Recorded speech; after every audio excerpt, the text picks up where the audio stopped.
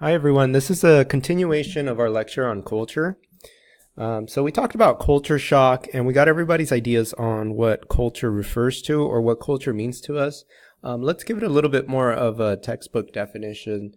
So culture basically represents, a collection of beliefs and values that as humans we imbue meaning into.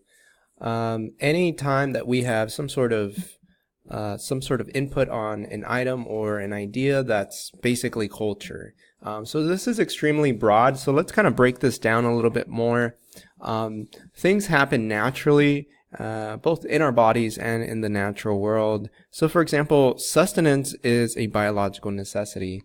Your body craves food because it needs it to live.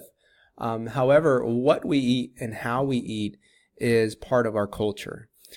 So whether you're eating hot dogs or you're eating escargot, then, that's going to be dependent on what sort of culture you grow up in, what sort of context you're living in. So a real quick way of demonstrating this is by looking at some things that happen in the natural world, like trees, and comparing it to something that has been touched by human culture, like chairs. Germs are something that happen in the natural world. However, a flu shot essentially is a flu virus being injected into us so that we can build an immunity. So in both of these situations, you have something that happens in the natural world and something that happens in the cultural world. Not all cultural items are as mundane as the ones I just mentioned. Many naturally occurring things have been turned into very highly contested cultural items. So for example, skin color variation is something that happens naturally. The pigment of our skin depends on the amount of melanin that we have. And this is largely thought to be dictated by where our ancestors came from and the sort of climate that our ancestors lived in. So ancestors who lived in warmer climates, sunnier climates, developed more melanin to adapt to the harsh environment, and so therefore they had darker skin. Ancestors who lived in cold climates didn't need as much melanin, and so they have lighter skins. If you look across the globe, it makes much more sense to think of skin color in terms of the climate that people live in. However, once we start placing value on these naturally occurring variations in humans, then you have culture. So racial categories in the US are an example of culture, as are color, gender assignments when it comes to naturally occurring XX and XY chromosomes in our body. A lot of what we think of as common sense is actually produced by our culture. So for example, in our culture, it's pretty common sense that you're allowed to walk and eat at the same time. This is not a big deal. People do it all the time. We don't think twice about it. But in Japanese culture, this is considered extremely rude. So for Japanese, it's common sense that you don't walk and eat at the same time. The reasons for this are pretty deep in that by walking and eating at the same time, you're not showing appreciation for the food or the animals that were essentially sacrificed for that food. What ends up happening is that there is obviously going to be some confusion, disagreements, and we kind of shared our experiences with this type of happening when we talked about culture shock, right? When we shared our stories of culture shock, we were basically demonstrating this idea that what's common sense in some places isn't exactly common sense. Like, you have to learn those behaviors and learn the ideas and beliefs behind that quote-unquote common sense. Culture can be broken down in a number of different ways, Material culture is one of them. So material culture just basically refers to any sort of physical or technological item or thing that you can think of. So this includes television or streaming services, the clothes that's on you right now, the pens and papers that we use on a regular basis, the car that we drive to get to campus. All of these things are part of material culture. And we really don't realize how dependent we are on material culture unless something's gone, right? So like just imagine if tomorrow morning you woke up and all your shoes were gone, right? What would you do? What would you wear on your feet? We're extremely reliant on material culture to get by throughout the day.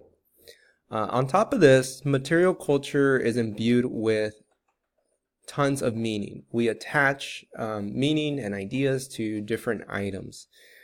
So one of my favorite examples from our analysis of The Office was how the pizza represents, at least to Michael Scott, the perfect equalizer, right? Everybody loves pizza. That's what he kind of talked about. And so we imbue tons of meaning on these material items like food, and these are part of what is called non-material culture.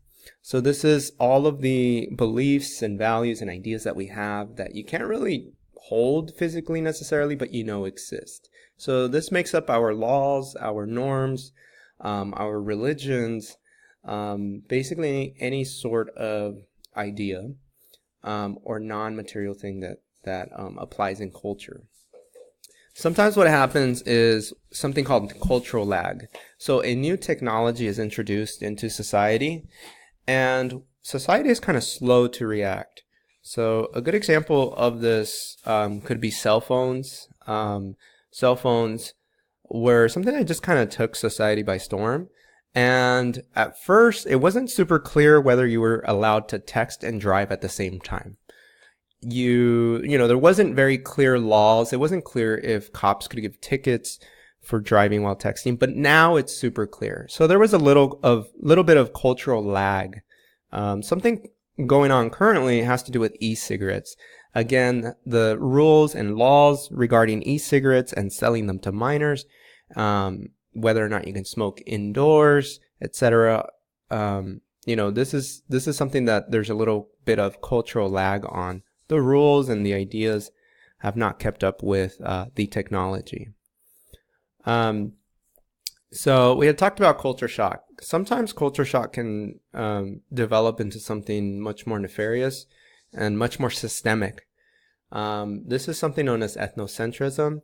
And in ethnocentrism, you basically use your own cultural standards to measure and judge other cultures. Oftentimes this results in feelings of disdain, expressions of shock or disapproval towards practices that are different from our own. We don't take the time to understand why the other culture does a certain thing. We just kind of use our culture as a measuring stick to judge theirs. Another systemic outcome of this is cultural imperialism, where certain cultures will make other cultures who they believe to be inferior adhere to their own standards.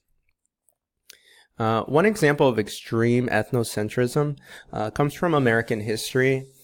And this just goes to show that ethnocentrism can have really destructive consequences. In fact, entire cultures can be erased. And so this is exactly what happened to many American Indian tribes and American Indian peoples. One of the ways that this was systematically done was through American Indian boarding schools. American Indian boarding schools is where American Indian kids were sent to learn the ways of the European. They were not allowed to speak in their native tongue. They were not allowed to practice their native religion. And they were also transformed physically, emotionally, and spiritually into Europeans. So this is a picture of the same person. The first picture is before American Indian boarding school. The second picture is after American Indian boarding school. A person like this would have been given a new name, a new identity, and prevented, restricted, and banned from being able to practice their native culture.